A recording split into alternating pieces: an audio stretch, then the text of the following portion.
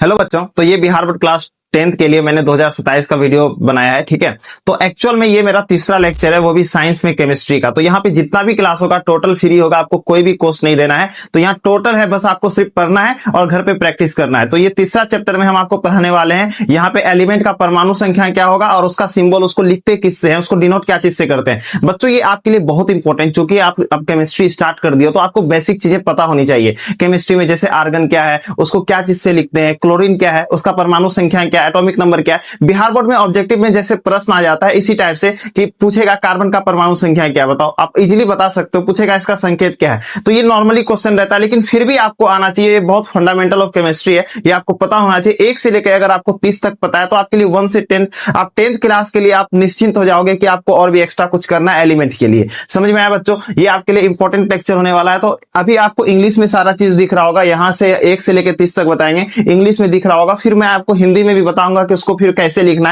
है ना। तो आपको घबराना नहीं है इंग्लिश देख के, क्योंकि इंग्लिश भी हमें पता होनी चाहिए। केमिस्ट्री की मैक्सिमम लैंग्वेज आपको इंग्लिश में मिलेगा। मान लो हाइड्रोजन, हिंदी में हाइड्रोजन को कुछ हम कहते नहीं है अलग से, हाइड्रोजन को ही हिंदी में हाइड्रोजन लिखते हैं। तो क्यों नहीं हमें इंग्लिश पता हो? तो इंग्लिश भी आपको आना चाहिए, उतना ही इंपॉर्टेंट है। बिहार बोर्ड का मतलब ये नहीं कि सिर्फ आपको हिंदी आना चाहिए, आप इंग्लिश भी सीखें। इसी वजह से मैंने यहाँ पर इंग्लिश लिख दिया है। तो समझो हाइड्रोजन का क्या होता है, फिर हीलियम का क्या होता है, सबको हम बताएंगे स्पेलिंग के साथ। आपको घबराना बिल्कुल नहीं है। फिर अंतिम में आपको हम स्क्रीनशॉट भी दे देंगे, आप स्क्रीनशॉट आराम से खींच लेना, आपको दिक्कत भी नहीं होगा। तो समझो बच्चों कि सबसे पहले एलिमेंट क्या होता है। एलिमेंट बच्चों एक फ्रीली टाइप का अकरिंग एलिमेंट ये होते हैं। मतलब आप ऐसे समझो कि मान लो लोहा के बारे में आप सुने हो, लोहा को आप कितनों भी तोड़ दो, कितनों छोटा में आप उसको तोड़ दो, उसका गुण जो है चेंज नहीं होगा। वही बच्चों, उसी को हम एलिमेंट कहते हैं। उसी प्रकार से लोहा एक एलिमेंट है बच्चों। उसी प्रकार से अगर आप देखोगे तो ऑक्सीजन एक एलिमेंट है। आप बोलोगे ऑक्सीजन को तो तोड़ नहीं सकते हैं, वो गैस है। आया, ये आपका ठोस अवस्था में, वो किस अवस्था में, गैस अवस्था में, उसकी भी मॉलिक्यूल होती है बच्चों, उसकी भी एटम होती है ना।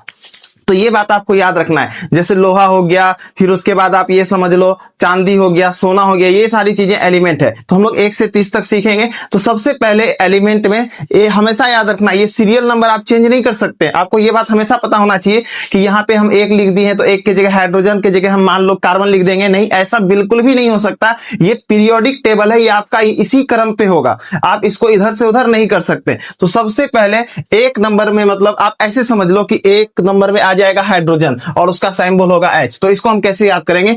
1 हो गया इसका एटॉमिक नंबर। एक आप सीरियल नंबर तो याद कर रहे हो, लेकिन एक्चुअल में वो उसका क्या, एटॉमिक नंबर। तो हाइड्रोजन का एटॉमिक नंबर कितना होगा बच्चों? 1 होगा। हाइड्रोजन का एटॉमिक नंबर कितना होगा बच्चों? ये 1 जो आपको दिख रहा है इसके जस्ट सामने, ये इसका एटॉमिक नंबर है। और इसका सिंबल क्या होगा बच्चों? H। क्यों? क्योंकि सबसे पहला लेटर H है, इसलिए H लिख दिए। ये आप याद करने का तरीका समझ सकते हो। ऐसा जरूरी नहीं है कि ये हर किसी के लिए अप्लाई हो। यहाँ H ही है तो फिर H ही क्यों लिख दिए? तो उसके पीछे का भी रीजन है बच्चों। बस आप समझो, हाइड्रोजन को हम क्या चीज से लिखते हैं? H से लिखते हैं। और हाइड्रोजन का स्पेलिंग क्या होगा बच्चों? HYDROGEN, hydrogen. हाइड्रोजन का एटॉमिक संख्या 1 और इसको हम लोग क्या चीज से लिखते हैं बच्चों? H से। ये बात आपको याद होना चाहिए। दूसरा एटॉमिक नंबर 2 किसका है बच्चों?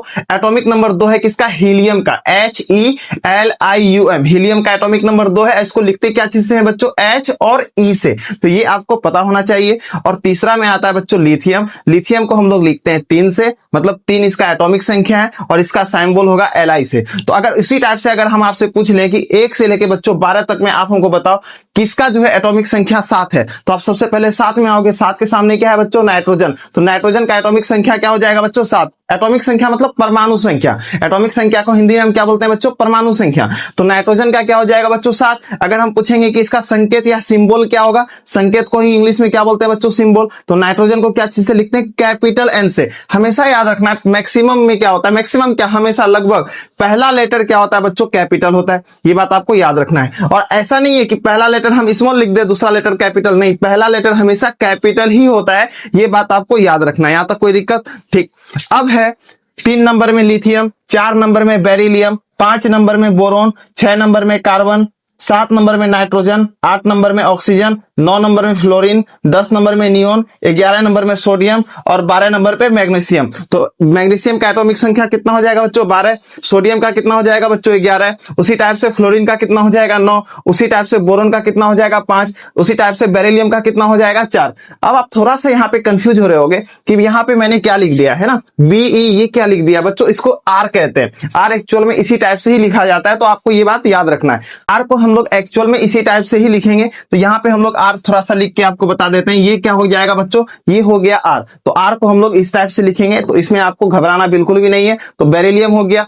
तो एटॉमिक संख्या अगर मैं आपसे पूछ लूं कि यहाँ पे आप बताओ कि 6 का एटॉमिक, 6 किसका एटॉमिक संख्या है, तो आप बोलोगे किसका है, कार्बन का। तो ये आपको याद रहेगा, यहाँ तक कोई दिक्कत। और कार्बन को क्या चीज से लिखते हैं, कैपिटल सी से। नाइट्रोजन को क्या चीज से लिखेंगे, कैपिटल एन से। ऑक्सीजन को क्या चीज से लिखेंगे, कैपिटल ओ से। उसके बाद नियोन को क्या चीज से लिखेंगे, कैपिटल एन और स्मॉल ई से। उसके बाद फ्लोरीन को क्या चीज से लिखेंगे, कैपिटल एफ से। उसके बाद सोडियम को क्या चीज से लिखेंगे, कैपिटल एन और स्मॉल ए। मैग्नीशियम को क्या चीज से लिखेंगे, कैपिटल एम और स्मॉल जी। तो ये बात आपको याद रखना है, यहां तक कोई प्रॉब्लम।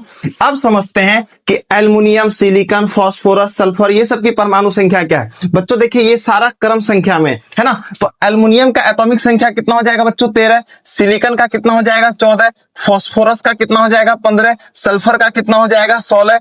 क्लोरीन का कितना हो जाएगा, 17। और आर्गन का कितना हो जाएगा, 18। फिर पोटासियम का कितना हो जाएगा, 19। और कैल्शियम का कितना हो जाएगा, 20। स्कैंडियम का कितना हो जाएगा बच्चों, 21। टाइटेनियम का कितना हो जाएगा, 22। टाइटेन वाला जो घड़ी है वो वाला नहीं समझ लेना है ना। टाइटेनियम का कितना हो जाएगा, 22। उसके बाद वेनेडियम का कितना हो जाएगा, 23। उसके बाद क्रोमियम का 24 और मैग्नीज का 25। तो ये आपको याद रखना है। फास्फोरस का एटॉमिक नंबर कितना हो जाएगा, 15।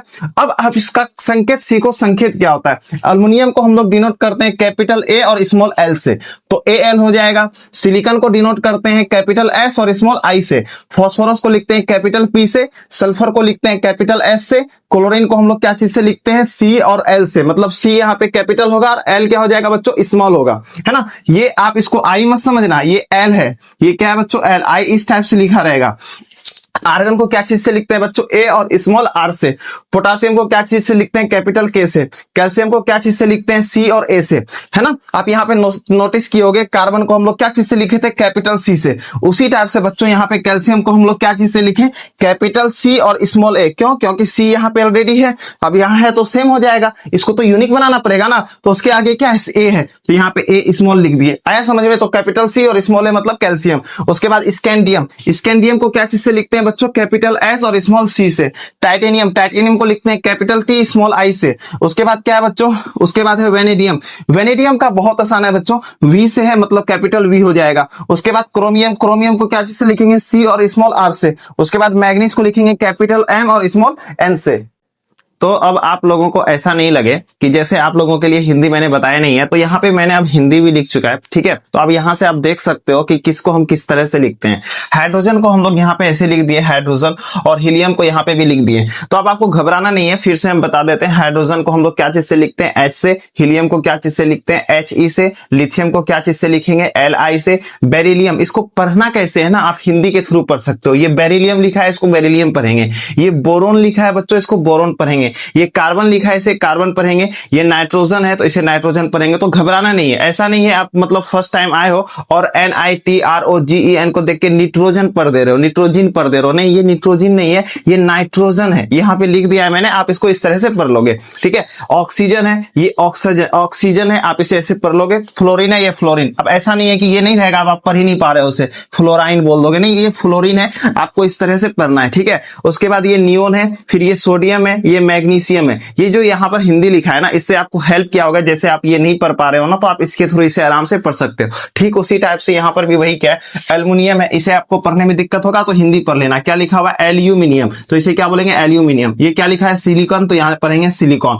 फिर उसके बाद ये फास्फोरस है, ये क्या लिखा है, इसका मतलब फास्फोरस। तो इसका स्पेलिंग याद करना बच्चों, आप इसके हेल्प से आप इसका प्रोनाउंसिएशन कर सकते हो, आपको यहाँ पर दिक्कत नहीं होगा। तो इस चीजों का आपको ध्यान रखना है यहाँ, इसलिए मैंने यहाँ पर हिंदी पे लिखा है। उसके बाद है क्लोरीन, तो इसे आप क्लोरीन पढ़ सकते हो। ARGN, इसे आर्गन मत पढ़ देना, इसे क्या पढ़ना है बच्चों, आर्गन, है ना।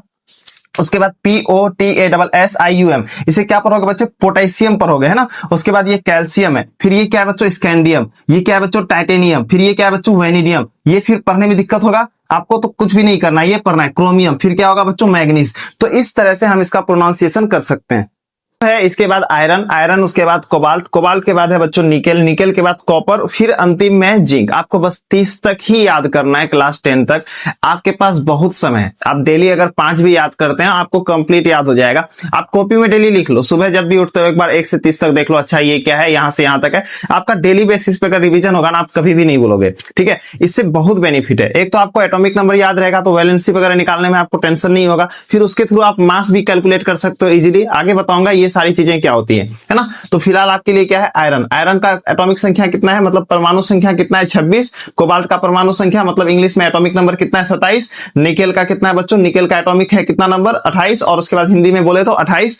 उसके बाद कॉपर का परमाणु संख्या 29, अगर उसी को इंग्लिश में बोले मतलब एटॉमिक नंबर कितना है बच्चों, 29। और जिंक का एटॉमिक नंबर कितना है बच्चों, 30। आपको बस 30 तक याद करना है। अगर परमाणु संख्या बोले तो 30। और जिंक को कैसे, मतलब ZINC, अगर इसको नहीं पढ़ पाओगे तो हिंदी में भी लिख दिया है जिंक। जिंक को इस तरह से, कॉपर को इस तरह से लिखना है, निकल को इस तरह से, उसके बाद कोबाल्ट इस तरह से, फिर उसके बाद आयरन इस तरह से। तो आपको याद करने में कोई दिक्कत अब नहीं होगा। अब संकेत की बात करें बच्चों, तो आयरन को हम लोग क्या चीज से लिखते हैं, बिल्कुल अलग है देखने में, है ना। यहाँ देखो आयरन है और यहाँ पे F है। बोलोगे IC क्यों नहीं लिखा, तो पहले आप अभी देखना मैंने क्या बताया था, आप नोटिस करोगे समझ में आ जाएगा आंसर। तो आयरन को हम लोग क्या चीज से लिखते हैं बच्चों, Fe से, कैपिटल F और स्मॉल e से। उसके बाद कोबाल्ट को आपको पहले बताया था कार्बन C, उसके बाद कैल्शियम Ca, तो यहाँ पे CO लिखना पड़ेगा, A तो नहीं लिख सकते हैं, CO लिख दिए कोबाल्ट। उसके बाद बच्चों निकेल, निकल को क्या चीज से लिखेंगे, कैपिटल N और स्मॉल I। उसके बाद कॉपर को क्या चीज, कॉपर को लिखेंगे कैपिटल C से, स्मॉल U से। फिर जिंक को लिखेंगे कैपिटल Z और स्मॉल n से। तो ये सारी चीजें आपको इजीली याद हो जाएगी। और आपको याद नहीं होता है तो बस आपको डेली के बेसिस पे इसको देखना है, आपको फिर भी याद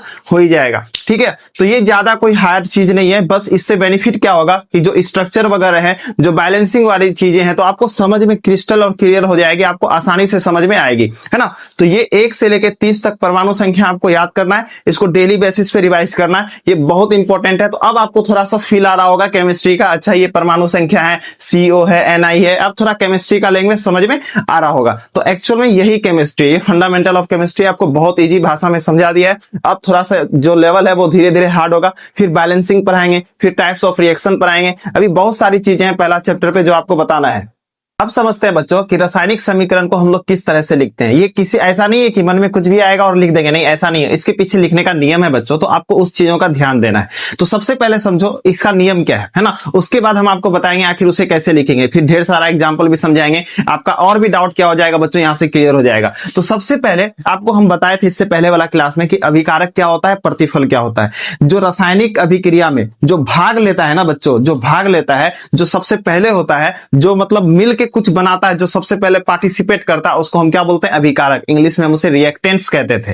प्लस जो भाग लेता था और उसके बाद जो नया पदार्थ बनाता था, और जो नया पदार्थ बना बच्चों, जो फल स्वरूप जो तैयार हुआ अंतिम में, उसको हम क्या बोलते हैं बच्चों, उसी को बोलते हैं रिएक्ट, उसी को हम लोग क्या बोलते हैं, प्रोडक्ट, और हिंदी में उसे क्या बोलते हैं बच्चों, प्रतिफल, है ना। तो ये बात आपको याद रहना चाहिए था। नहीं भी याद है तो फिर अभी हम यही चीजों को फिर से क्लियर करेंगे। तो नियम भी सीख लेंगे, साथ में वो भी सीख लेंगे। तो क्या है नियम बच्चों, अभिक्रिया के अभिकारकों को, अभिकारक किसको बोलते हैं, फिर ध्यान से समझो। मान लो यहां पे रासायनिक अभिक्रिया हो रहा है बच्चों, ए और बी मिलके क्या किया, आपस में मिलके एक नया सामान बना दिया, नया चीज तैयार कर दिया, सी और डी, ठीक। तो भाग कौन लिया बच्चों, ये भाग लिया ना, तो हम इसको क्या बोलेंगे बच्चों, अभिकारक। ए और बी क्या हो जाएगा बच्चों, ए और बी ये दोनों क्या हो जाएगा, अभिकारक। ये बात आपको क्या करना है, याद रखना है। इंग्लिश में हम अभिकारक को क्या बोलते हैं बच्चों, रिएक्टेंट कहते हैं ना। ये इन चीजों को भी आप क्या कर लो, याद कर लो, याद तो कोई प्रॉब्लम नहीं।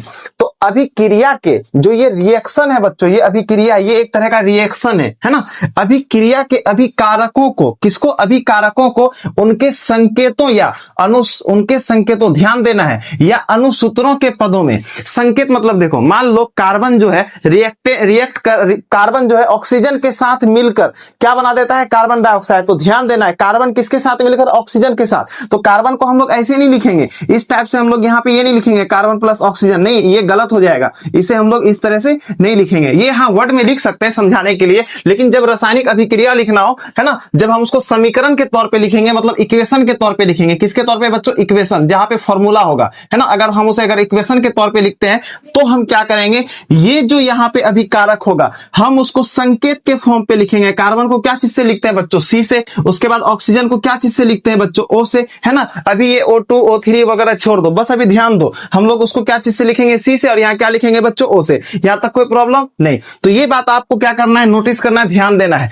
तो उनके संकेतों, हम क्या करेंगे बच्चों, उनके संकेतों को लिख लेंगे। मान लो यहाँ पे कोई सामान है, यहाँ पे कोई अभिकारक है, उसका संकेत ए है। मान लो यहाँ पे एक और अभिकारक है, उसका भी संकेत क्या, बी है। अगर संकेत में होगा तो ठीक है, अगर उसे संकेत में अगर संकेत होगा डायरेक्ट तो लिख देंगे। अगर मान लो उसका अनुसूत्र के रूप में है, मान लो यहाँ पे क्या लिख देते हैं हम बच्चों, H2 लिख देंगे, तो ये उसका अनुसूत्र के फॉर्म पे हो गया। तो हम उसको संकेत हो या अनुसूत्र हो, उसके फॉर्म पे हम क्या करेंगे, इस साइड लिखेंगे।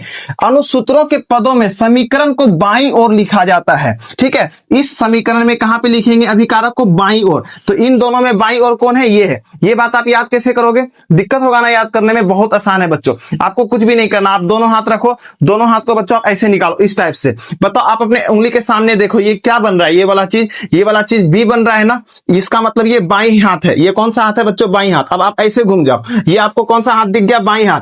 तो ये तीर के इस साइड जो है बच्चों, ये क्या है, बाईं। तो हम अभिकारक को कौन सा साइड लिखेंगे बच्चों, बाईं साइड में लिखेंगे। समीकरण में हमेशा कौन सा साइड में, बाईं साइड में अभिकारक को लिखेंगे। कौन से फॉर्म पे, समीकरण के पद पे लिखेंगे, संकेत के चिन्ह में लिखेंगे या अनुसूत्र के चिन्ह में लिखेंगे। डायरेक्ट नहीं लिखना है, क्योंकि हम यहाँ पे समीकरण लिख रहे हैं, मतलब इक्वेशन लिख रहे हैं। यहां तक डाउट क्लियर हुआ। अब सेकंड देखते हैं।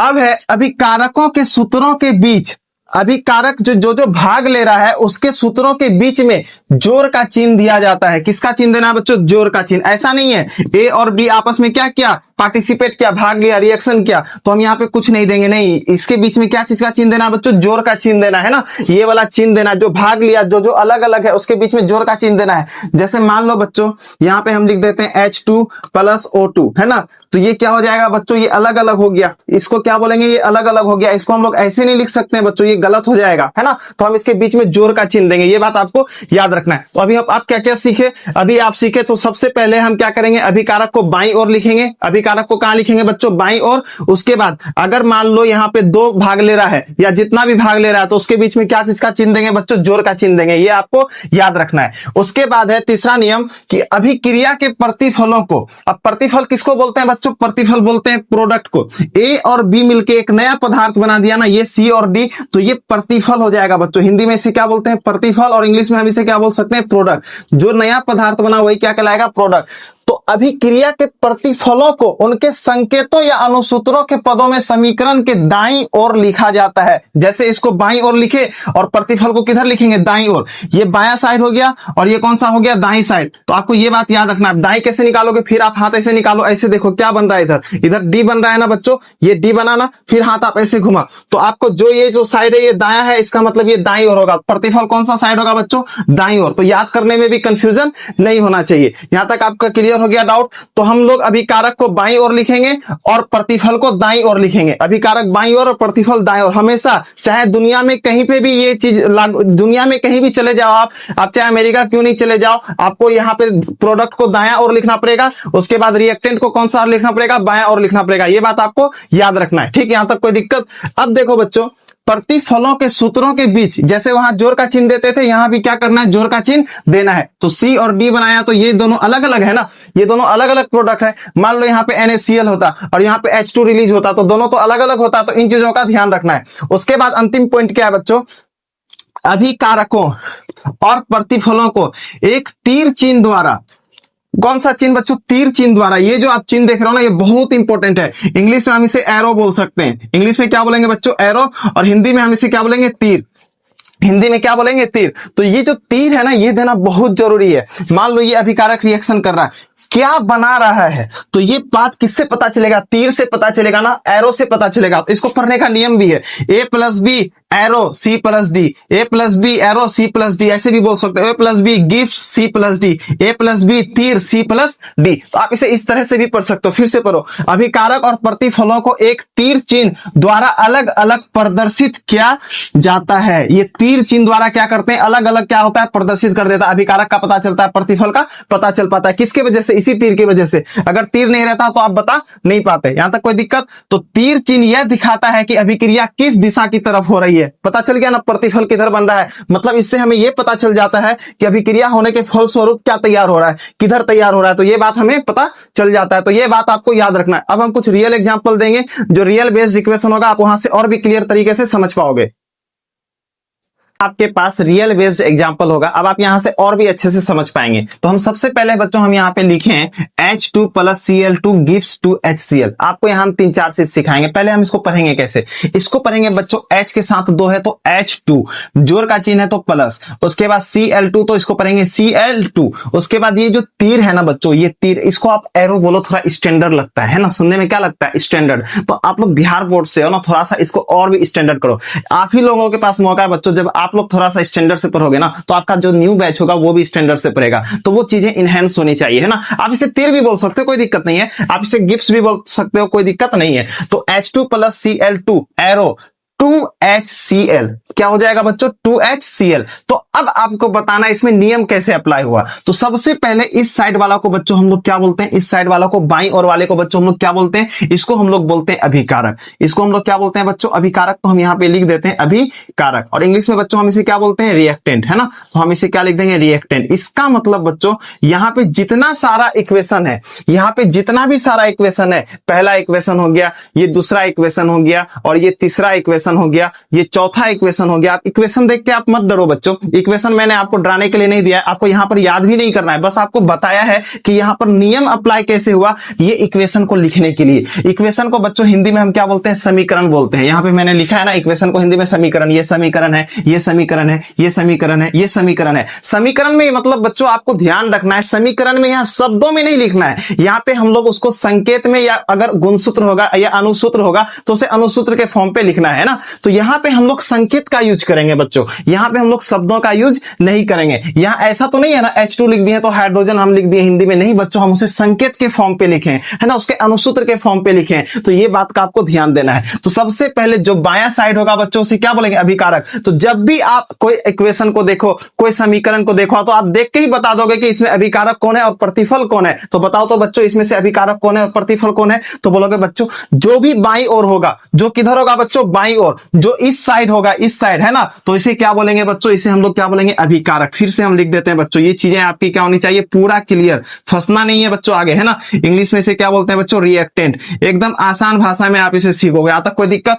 अब बताओ बच्चों, इस समीकरण में Cu + 2AgNO3 gives CuNO3, फिर उसके बाद ये 2 + 2Ag, इसको आप होल ट्वाइस बोलोगे, है ना। अभी हम आपको पढ़ने सिखाएंगे, इसको होल ट्वाइस बोलोगे, उसके बाद +2Ag। बताओ बच्चों कि इस समीकरण में यहां पर कौन अभिकारक है। तो ये क्या है बच्चों, ये अभिकारक Cu और 2Ag कौन है बच्चों, अभिकारक। तो Cu और कौन, 2AgNO3, ये क्या हो जाएगा बच्चों, ये दोनों अभिकारक। बीच में कोमा क्यों दिए, क्योंकि आपको हम यहाँ पे बता रहे हैं, यहाँ पे हम इक्वेशन नहीं लिख रहे हैं बच्चों, यहाँ पे मैंने आपको बताया है, इस वजह से यहाँ से कोमा दे रहा है कि ये दोनों क्या है बच्चों, ये दोनों अभिकारक है। और अभिकारक को इंग्लिश में क्या बोलते हैं बच्चों, अभिकारक को इंग्लिश में रिएक्टेंट बोलते हैं, है ना। ये चीजें आपकी क्या होनी चाहिए, क्लियर हो जानी चाहिए, यहां तक कोई दिक्कत। उसी प्रकार बच्चों मुझे बताओ कि इस समीकरण में HCl + NaOH gives NaCl + H2O। तो बच्चों इसमें बताओ कि अभिकारक कौन होगा। तो बच्चों इसमें अभिकारक कौन हो जाएगा बच्चों, HCl और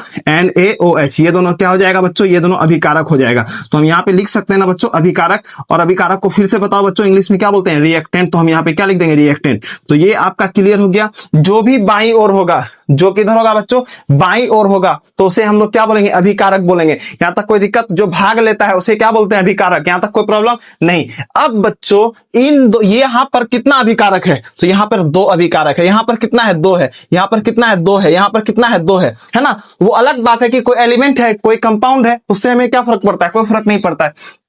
अब देखो बच्चों, यहां पर 2 है, तो पता कैसे चलेगा 2 है, तो दोनों के बीच में जोड़ का चिन्ह दिए। क्या चीज का चिन्ह दे दिए, जोड़ का चिन्ह। बीच में क्या चीज का चिन्ह दे दिए, जो। अगर 3 रहता तो यहां भी जोड़ दे देते, प्लस फिर जो रहता वो लिख देते, है ना। तो बीच में क्या चीज का चिन्ह देना है, प्लस का चिन्ह देना है, ये बात आपको याद रखना है। तो अभिकारक का समझ गए। ठीक उसी प्रकार से बच्चों, जो अब तीर के इस साइड होगा, जो तीर के इस साइड होगा मतलब दाईं ओर होगा बच्चों, हम उसे क्या बोलेंगे बच्चों, हम उसे प्रतिफल बोलेंगे। हम उसे क्या बोलेंगे, प्रतिफल। और इंग्लिश में प्रतिफल को क्या बोलते हैं बच्चों, प्रोडक्ट। PRODUCT, इसे क्या बोलेंगे, प्रोडक्ट। अब बताओ तो इसमें कौन प्रोडक्ट है, तो इसमें प्रोडक्ट कौन हो जाएगा, HCl। कोई दिक्कत, यहां तक कोई प्रॉब्लम नहीं। उसके बाद बच्चों मुझे बताओ, 2 लिख सकते हो, कोई दिक्कत नहीं, आपको घबराना नहीं है, क्योंकि यहाँ पे 2 है तो 2 लिख दिए। उसके बाद बच्चों 2H2O, तो ये भी दाईं ओर है, दाईं ओर है, इसका मतलब क्या हो जाएगा बच्चों, प्रतिफल। ये क्या हो जाएगा बच्चों, प्रतिफल। अब उस उस समय मैंने बताया कि प्लस का चिन्ह देना, ऐसा मतलब नहीं है कि यहाँ पे कुछ नहीं है तो फिर भी यहाँ प्लस लिख देंगे, नहीं, यहाँ कुछ होता, यहाँ कोई एलिमेंट या कंपाउंड बनता तो हम यहाँ पे तब प्लस चिन्ह देके तब ना लिखते बच्चों। यहाँ पे कुछ नहीं है तो यहाँ पे हम प्लस चिन्ह नहीं देंगे। उसी प्रकार से बच्चों यहाँ पे देखो, यहाँ प्रोडक्ट बना, दो प्रोडक्ट बन गया तो दोनों के बीच में जोड़ का चिन्ह देना पड़ेगा। पता कैसे चलेगा कि यहाँ पे दो है, तो बीच में क्या चीज का चिन्ह देंगे बच्चों, जोड़ का चिन्ह, मतलब प्लस का चिन्ह देंगे। तो ये भी दाईं ओर है बच्चों, तो ये भी क्या हो जाएगा, प्रतिफल। तो प्रतिफल को इंग्लिश में क्या बोलते हैं बच्चों, रिवाइज हो जाएगा, फिर से बोलो प्रोडक्ट, क्या बोलेंगे बच्चों, प्रोडक्ट बोलेंगे, है ना, ये याद करना है। उसी प्रकार से बच्चों ये भी दाईं ओर है, जो दाईं ओर ये जो तीर के इस साइड बना बच्चों, हम इसे क्या बोलेंगे, प्रतिफल। तो बताओ बच्चों, हमें ये बताओ कि इसमें प्रतिफल कौन कौन है। प्रतिफल कौन कौन है बच्चों, NaCl, और कौन है, कोमा, कोमा कौन है, H2O। ये बताने के लिए तो ये क्या है बच्चों, प्रतिफल, इसे क्या लिखेंगे, प्रोडक्ट। तो यहां तक डाउट क्लियर हो गया, यहां तक कोई प्रॉब्लम नहीं। तो यहां तक आपको समझ में आ गया। अगर अलग रहेगा तो बीच में जोड़ का चिन्ह दे देंगे।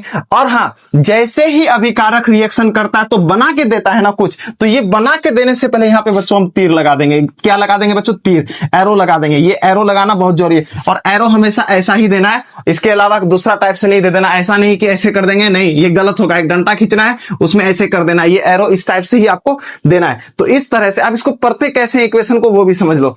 यहाँ पे H के साथ 2 है तो इसको बोलेंगे H2, यहां C और L है तो Cl2, यहां 2HCl। उसी प्रकार से बच्चों Cu प्लस 2AgNO, यहाँ 3 है तो 3 पढ़ेंगे। उसके बाद एरो है तो एरो CuNO3 होल ट्वाइस, किसका, NO3 का whole twice, CuNO3 whole twice, twice मतलब 2, CuNO3 whole twice plus 2Ag। उसके बाद NaCl प्लस H2O। इसे हम लोग इस टाइप से पढ़ सकते हैं। यहां तक कोई डाउट, यहां तक आपको डाउट नहीं रहना चाहिए, ये सारी चीजें आपकी क्लियर हो जानी चाहिए। तो ऐसी वीडियो देखने के लिए फिलहाल मेरे चैनल को सब्सक्राइब करो, ताकि अभी जो नेक्स्ट वीडियो आएगा इसी चैप्टर से पूरा कोर्स कंप्लीट करवाना है, तो आपको दिक्कत बिल्कुल भी नहीं होगा, डायरेक्टली आपको वीडियो इजीली अवेलेबल हो जाएगा।